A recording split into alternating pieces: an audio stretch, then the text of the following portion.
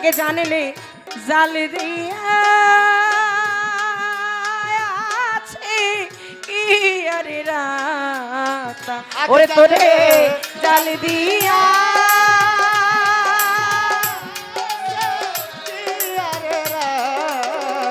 ওরে তোরে জাল দিয়া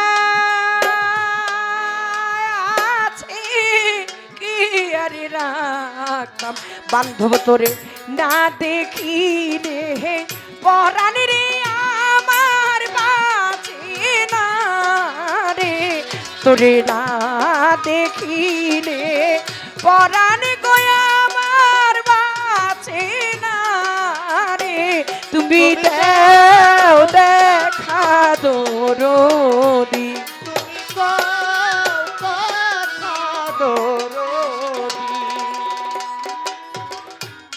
চক্ষুটা দিয়া দিছে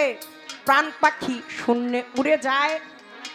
মুসা নবী মাংস নিয়া তুর পাহাড়ে যায় কয় উদর ভৈরা খাও রে মাওলা উদর ভৈরা খাও ওরে তুমি উদর ভৈরা খাও রে মাওলা উদর ভৈরা খাও তুমি স্রষ্টা হইয়া সৃষ্টির মাংস খাইয়া তোমার তাপিত প্রাণ জুড়ায় আমার আল্লাহ কয় মুসা নবী মাংস খাবো পরে তোমার কথার জবাব দিব দিবরে কথা ধরে কার মাংস খাইতে চাইছি ওরে তোমার কাছে জানতে চাই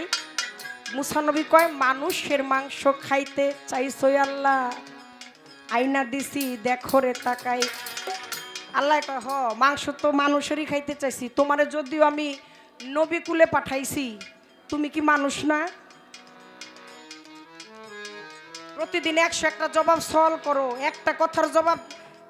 যদি না দেই তাইলে মুখটা অন্ধকার করো এত ভালো লাগা এত ভালোবাসা আমি আল্লাহ তুমি এত কাছাকাছি থাইকা আমি মানুষের মাংস খাইতে চাইলাম নিজের শরীরের থেকে মাংস কাইটা দিতে ওদেরকে ভুলেই গেলা যে মানুষের মাংস খাইতে চাইছি এত দূরে ঘুরলা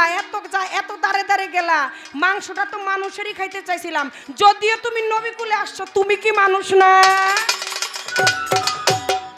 মুসা নবী শরণিন্দা হয়ে গেলেন মাথাটা নিচু করে কয় হ আল্লাহ আমিও মানুষ মাংসটা দিল কে কয় দিল এক পাগলে এই মুসা নবী জানতে চাইছিল না যে আমি আল্লাহ এক নাকি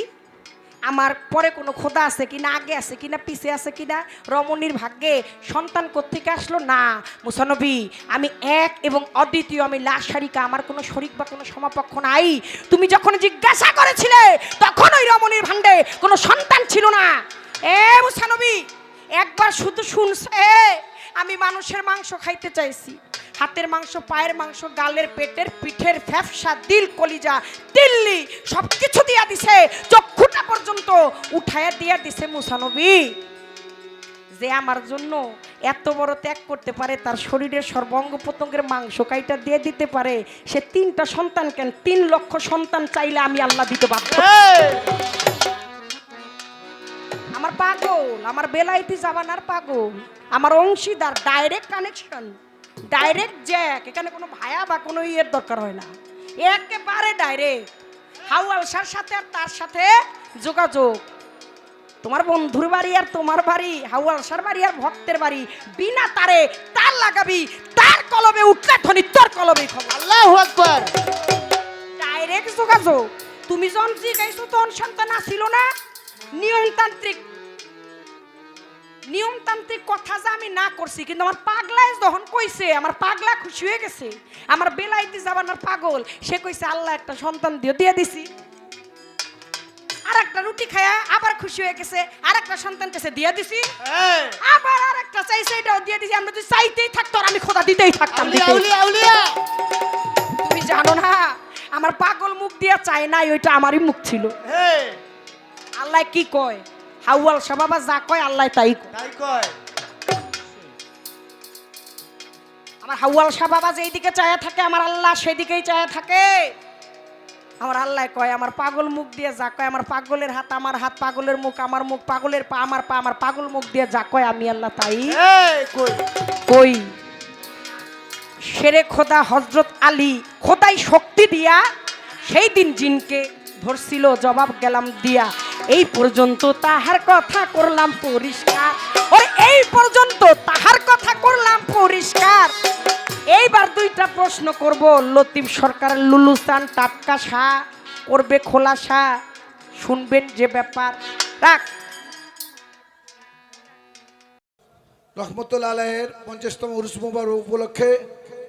আজকের অনুষ্ঠানের সম্মানিত সভাপতি, বাঞ্ছামপুর উপজেলার নির্বাহী কর্মকর্তা, পাশাপাশি এই অনুষ্ঠানের বিশেষ অতিথি বাঞ্ছামপুর মডেল থানার ইনচার্জ, উপস্থিত বাঞ্ছামপুর উপজেলা আমলের সাংগঠনিক সম্পাদক কবির হোসেন কবির ভাই সহ বাঞ্ছামপুর উপজেলার ছাত্রলীগ, যুবলীগ, স্বেচ্ছাসেবক লীগ সহযোগী সংগঠনের নেতৃবৃন্দবর্গ ও বাঞ্ছামপুর উপজেলা সহ বিভিন্ন উপজেলা থেকে আগত দয়াল বাবা কান্দুশাহ রাশেদ খান ভক্তবৃন্দ ও পর্দা আড়ালের মা বোনেরা, সবাইকে আমার কদমতলী গ্রামবাসীর পক্ষ থেকে জানাচ্ছি লাল গোলাপ শুভেচ্ছা। আজকের এই উরুস মোবারকে আমি একটা কথাই বলবো, যার অনুপ্রেরণা, যার কথা না বললেই নয়, আমাদের বাঞ্ছামপুর থানার সকল মানুষের শেষ আস্থার ঠিকানা, উন্নয়নের উপকার doctor captain AB Tajul Islam তাজ ভাই, ওনার অনুপ্রেরণায় আজকে আমাদের এই দয়াল বাবার কান্দুশাহের মহাসম্মেলন।